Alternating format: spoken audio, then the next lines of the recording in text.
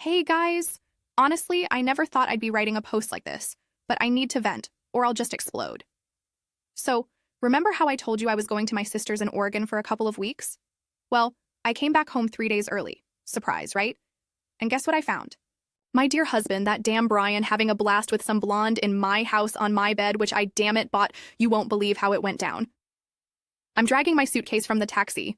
By the way, the Uber driver was a sweetheart, gave me tissues when I started sobbing on the phone with my sister. Open the door with my key and hear some weird noises upstairs. At first, I thought maybe someone left the TV on or something. Yeah, right. I go up the stairs and boom, a freaking masterpiece. Brian and some Barbie with legs for days on my $300 Pottery Barn sheets. I swear I nearly dropped dead right there. You know those memes that say my soul left the chat? That was me at that moment. I'm standing there frozen. My suitcase falls out of my hands. I hope my new iPhone didn't break, though I didn't care at the time.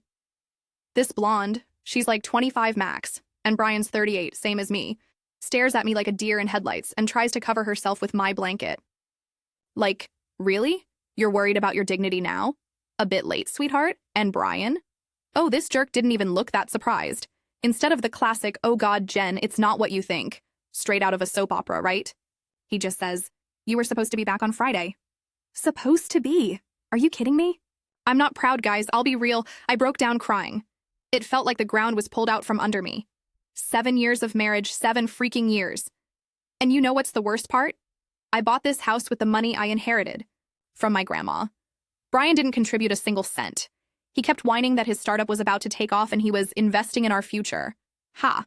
The only thing he invested in was his mistress and bottles of Johnny Walker, which I found everywhere. Anyway, I kicked that chick out. You should have seen her stumbling around the room trying to pull on her designer jeans. Then the epic showdown with Brian began. He tried to convince me it was just sex and nothing personal. Nothing personal? You're screwing someone else in our bedroom and it's nothing personal? That's some Old Spice-y logic. Nonsense with a side of swagger. I checked our bank accounts. Thank God we have separate cards, but there's a joint account for household expenses. This genius withdrew almost $5,000 in the last 2 weeks. $5,000, Carl.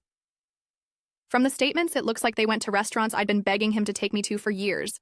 He took her to Cheesecake Factory, the same one where we celebrated our anniversary last year, plus purchases at Victoria's Secret. Bet they weren't for me. And bar tabs. I'm in complete shock, sitting at my friend Emily's place. She lives a couple of blocks away, drinking my 3rd glass of cheap vodka with cranberry juice, trying to process how my life just turned into an episode of Desperate Housewives. Tomorrow, I'm meeting with a lawyer. Emily says her cousin works at a great firm and they'll divorce this jerk so fast he won't know what hit him. I hope they squeeze him dry for emotional distress and stealing my money. You know what hurts the most? I really loved this idiot. We met in college, I believed in all his stupid ideas, supported him when he quit his stable job for his big project.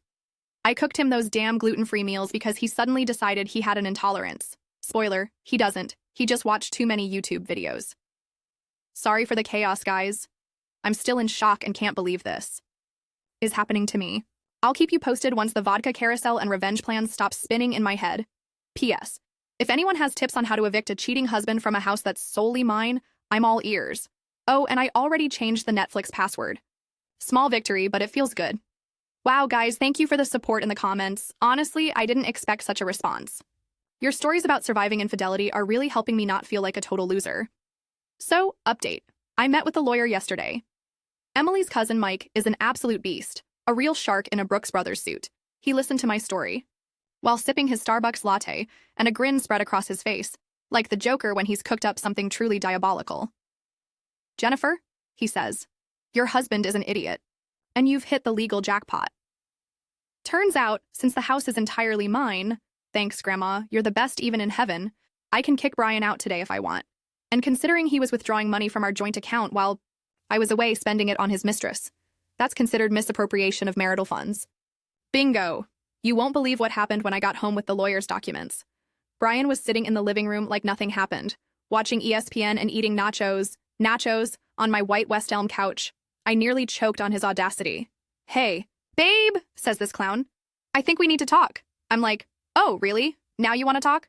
2 weeks ago, when your little Brian was having fun with that blonde, you didn't feel like talking? And guess what he said? It was a moment of weakness, he was confused, and it won't happen again. Classic. Straight out. Of those cheesy Lifetime rom-coms we used to watch on Sundays. I silently handed him the documents and told him he has 48 hours to move out. You should have seen his face, like someone told him Taco Bell shut down forever. You can't kick me out. This is our house. Actually, I can. And it's my house. Check the papers, genius. And then the show began. He yelled that I'm destroying our family. That one time isn't cheating. That the blonde, her name's Ashley, how original, means nothing to him. I laughed so loud the neighbors probably thought I was watching a new Netflix special. Seriously, how can someone be so dumb? And then, brace yourselves, the grand finale of this comedy. He started crying and saying his startup would collapse without me because I'm his emotional support. Emotional support? Dude, you were channeling your emotions into a very different kind of support, if you catch my drift. Speaking of the startup, I talked to his business partner, Dave. His wife, Karen, and I have been friends for like 5 years. Guess what? Their promising project has been on the verge of collapse for 3 months. They even shut down their WeWork office because they couldn't pay rent. And Brian was telling me every day they were on the brink of a big breakthrough. So now I've got a lawyer, divorce papers, and a firm resolve to boot this liar out of my life. I even changed the locks, thanks to the guy from Home Depot who showed up the same day after I explained the situation. Oh, and I found a whole collection of receipts from a jewelry store in the closet. Apparently, Mr. We can't afford a vacation was spending my savings on gifts for his Barbie. I called the store, pretended to be Ashley, and they told me my boyfriend bought me a diamond necklace last week. Diamonds, Carl. Meanwhile, he gave me a fitness tracker from AliExpress for my birthday, saying we need to save. Right now, I'm packing all his stuff into hefty trash bags and stacking them on the driveway. The neighbors are peeking out with curiosity. Oh, hello, small town gossip. Hope you're enjoying the show. Tomorrow, I'm meeting with the bank manager to close our joint account. Brian's called me 27 times already, but I set Taylor Swift's new song as my ringtone on repeat, and I'm enjoying the irony. By the way, my sister's flying in from Oregon tomorrow with a bottle of Patron, tequila, and a promise to kick that jerk's ass. She's an ex-roller derby girl, so Brian better steer clear.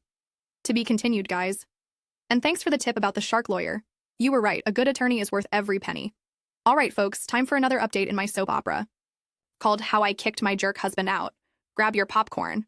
So Brian's gone. Not willingly, of course. I had to bring in my cousin Rick, who's a cop in Phoenix.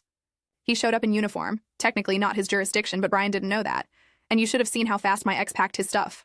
Like Usain Bolt at the Olympics, but with a suitcase and a box full of Calvin Klein socks, and boxers that, by the way, I bought him. The funniest part was when his Ashley showed up in her beat-up Hyundai to help with the move. I swear, she looked like she just won The Price is Right. Congrats, sweetheart. Your prize. A jobless liar with debts and a snoring habit that shakes the walls. I stood on the porch in my favorite Lululemon leggings, sipping a cold La Croix, and waved them goodbye. My neighbor, Mrs. Johnson, she's 70 but knows all the neighborhood gossip, came over to borrow sugar and stayed to watch the show. Dear, she says, I always knew he wasn't good enough for you. He stared at young girls' butts in Trader Joe's way too often. The bank issue was resolved faster than I expected. Turns out, if you show up at Chase with tear-swollen eyes and tell the manager your husband spent family savings on his mistress, they get very understanding. A lovely woman named Tammy not only helped me close the joint account, but also offered me coffee from their machine and printed all transactions from the past 6 months for my lawyer. And guess what I found? Brian was withdrawing $200, $300 in cash every week for the last 3 months. I always thought that money was for his business lunches and networking. Yeah, if networking means bar crawls and gifts for Ashley, here's another gem. Dave, his business partner, called me yesterday. Turns out Brian hadn't shown up at their co-working space for almost a month, claiming he was working from home. Working, sure. I bet the only thing working was our bed. Anyway, I'm starting the divorce process now. Mike, the shark lawyer, remember, says with evidence of Brian's cheating and financial shenanigans, the court will be on my side, especially since the house is entirely mine. Oh, and I finally told my mom everything. I'd been putting it off because she always adored Brian. I'm such a smart boy, he'll go far. Ha! How far? To Ashley's apartment in a sketchy neighborhood? To my surprise, Mom was furious. At herself. Jenny, she says, I should have noticed. Remember on Thanksgiving when he got that weird text and said it was from a client? On Thanksgiving, what client texts on a holiday? Speaking of texts, I checked our T-Mobile family plan. Guess which number was at the top of his contacts for the last 3 months? And no, it wasn't mine. My sister, by the way, actually came and stayed with me for a week. We had proper girls' nights, painted the bedroom walls. Goodbye, Brian's. Boring gray. Hello, vibrant turquoise. Burned his photos in a little ritual bonfire in the backyard. Don't worry, we had a barbecue permit. And got drunk on tequila to old Beyoncé hits. You know what's surprising? I thought I'd be crying. For weeks that my heart would shatter into a million pieces. But instead, I feel relief. Like I've dropped a backpack full of rocks I'd been carrying for years. Of course, there are moments when I wake up in the middle of the night and for a second forget what happened. I reach for his side of the bed and find emptiness. But then I remember him lying there with another woman, and the urge to cry turns into an urge to smack him with a frying pan. Oh, almost forgot. Ashley messaged me on Instagram, seriously girl, with a long sob story about how she didn't know I existed, and that Brian said we were getting divorced. Yeah, sure. My toothbrush in the bathroom, women's clothes in the closet, and our wedding photos on the walls didn't clue you in? I didn't reply. Some people aren't worth the characters in a message. Tomorrow, I'm seeing a therapist, Emily insisted, and she's right. Even if I feel strong now, professional, help won't hurt. Plus, my Blue Cross Blue Shield insurance covers the sessions, so why not? For now, I'm sitting on my, only mine, couch, eating Thai food from Pad Thai Kitchen, which Brian always called too spicy for normal people, and planning a trip to Hawaii with the money I'd been saving for our future. I think my future deserves white sand, blue oceans, and a Mai Tai at sunset. Stay tuned for the final update, guys. Thanks for being with me on this crazy journey. Hey, everyone. I know it's been a while since my last post, but I wanted to share how things are going 6 months after Brian Ageddon, so the divorce is officially done. Mike, remember my shark lawyer? Destroyed Brian so thoroughly that even the judge felt sorry for him.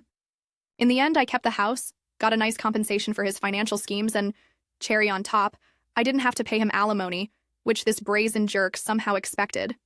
Seriously, dude? As for Ashley, word is she dumped him a month, after realizing he had no money, no prospects, and not even his own place. Like that Kanye song says, she ain't a gold digger, but she ain't messing with no broke boys. Sorry for the bluntness, but it's so on point. And me? I'm thriving, guys. I landed a new job with a promotion, renovated the house, goodbye. All traces of Brian. Adopted a corgi puppy, his name's Taco, and he's the love of my life. And even started dating a super sweet guy who works at Starbucks and is studying to be an architect. And yes, he actually goes to his classes. I checked. Life goes on, and it's beautiful. Thank you all for the support.